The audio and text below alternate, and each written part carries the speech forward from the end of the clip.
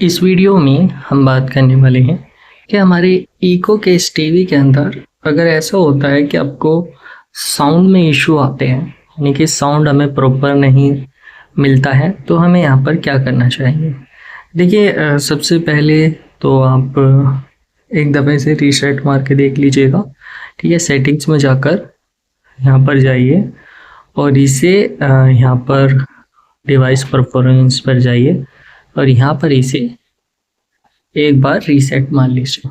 ठीक है, ठीक है। उसके बाद अगर रीसेट मारने के बाद अगर सब कुछ ठीक हो जाता है तो ओके, बट नहीं होता है तो फिर आपको क्या करना है।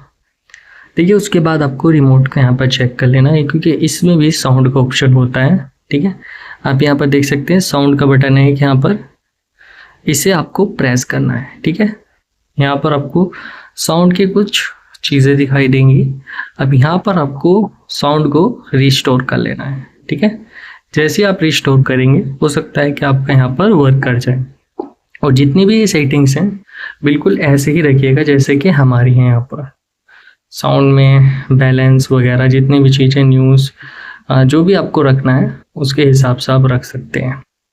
ठीक है, उसके बाद आपके साउंड प्रॉपरली आपको मिल सकते हैं।